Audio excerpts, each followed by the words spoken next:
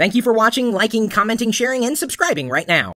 Got a phone call here sponsored by go.tagjag.com/PC Security. It's my top 100 Windows PC security tips ebook available right now. At that link, you can get your own copy, or you could watch as this caller gets his copy for free. This is Chris. Hello. Hey, and I just totally guessed that you were a dude. Really? Yeah. How would you have guessed that? Because 99% of my galaxy happens to be guys. What can I help you with? Well, I was wondering what your opinion on purchasing an iPad at this point is. Do you think they're going to do another new one beginning of the year? Yes. They will do one at the beginning of the year. In terms of how deeply into the beginning of the year, look at the probably February to April time frame. So it's not likely we're going to see a different form factor for the iPad. There's nothing wrong with the iPad right now, especially with the rich amount of accessories. I don't think we're going to see a different mold for the iPad. Not much really needs to change. There haven't been that many complaints.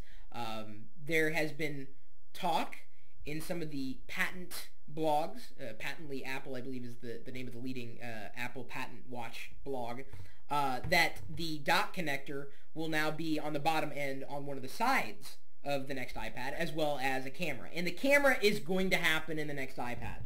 It's inevitable, and for a couple of reasons. One, the shell actually can accommodate a camera today, number one. Number two, what has Apple's push been since the announcement of the iPhone 4? FaceTime. So we're going to see a camera now in the iPod Touch, in the iPhone 4. Of course, you've got it in every MacBook, and then the iPad. So most likely, when they announce the iPad with a camera, we'll also likely see updates for iChat and possibly a version of iChat for Windows at that point. If you notice when you install iTunes or any Apple software on Windows, it comes with Bonjour. So you can get the software that runs iChat already. It exists on Windows PCs. It's probably just a couple of lines of code, and they'll have ported over iChat to Windows, which will, for all intents and purposes, be your FaceTime gateway. So you'll be able to go desktop to mobile FaceTime communications tied into your IM account or your email address, as is done with iPod Touches. So going back to, I guess, part of your question, should you buy an iPad now? Well, they're not going to turn into pumpkins at any point in the near future. I got to tell you, I do not regret a single day that I've had with my iPad. I got to tell you, even knowing that it doesn't have a camera, it hasn't hurt me, honestly. The camera is not going to be probably as good as the camera on the iPhone 4.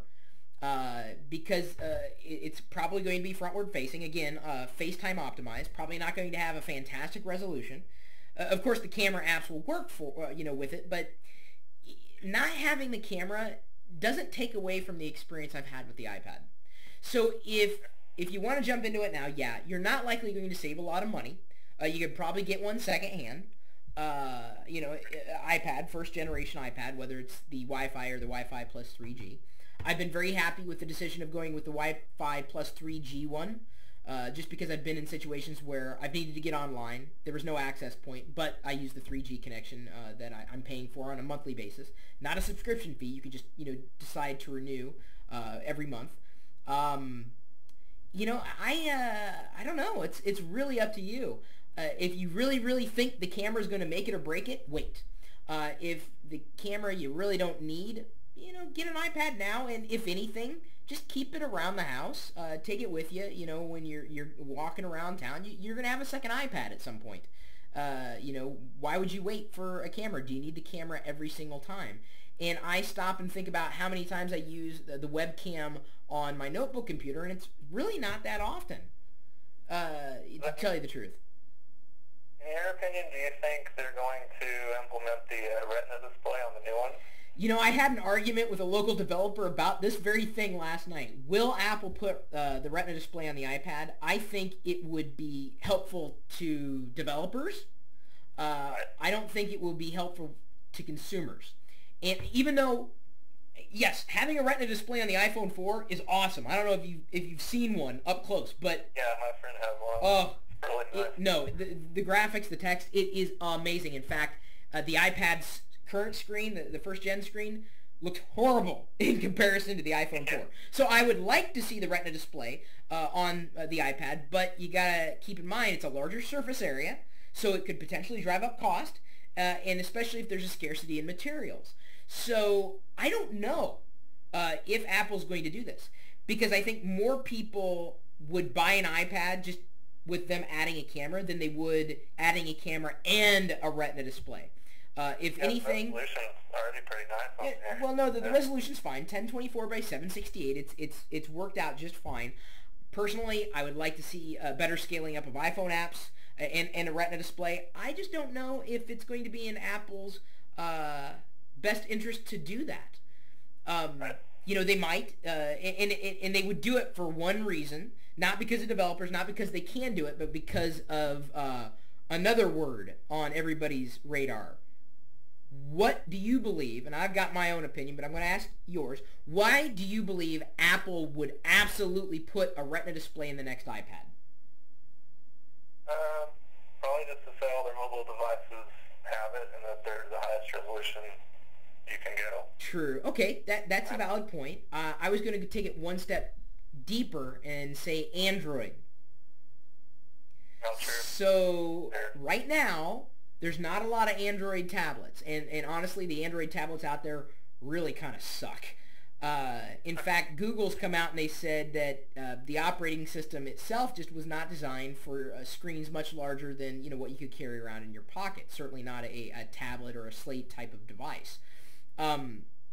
The advantage of waiting with Android when I think 3.1 marks the first time for Google's operating system, Android operating system, just past the Gingerbread 3.0 update.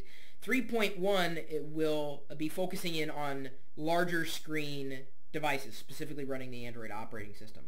And right around then is when an Android tablet will become interesting for me, potentially. Because before then, we're talking about kludges and shims and hacks, and you just can't have a really good experience. And I've had a great experience with the iPad. Again, with Apple, it's not just the hardware, it's the hardware and the software and the service. Everything combined that makes, in parallel, makes it a fantastic experience. So I think, I'd agree, yes, for them to have bragging rights and say all their mobile devices have Retina displays, although I don't know if the iPod Nano has a Retina display. Do you know offhand? No, I'm not sure. I don't think it does. I'm not sure if it really needs to with a screen that small. Yeah. But I think it's because they'd be concerned more about the what's nipping on their heels, and that's certainly Android. Not today, but real soon, and that's good news for all of us who purchase Apple products. Innovation and competition is a good thing. So believe me, I'm rooting for both Google Android and Apple. And of course, Microsoft, if they ever port the Windows Phone OS to a tablet. I would love to see that too. Yeah, I'd like to see Microsoft compete more in the mobile market at all. Well, we'll see when Windows Phone 7 comes out. Horrible title, just nasty name, but we'll see if the marketplace just sees past horrible branding. True. Well, that's all I really need to ask. Cool. Well, thanks for the call. Yeah, thank you for your time. Yep.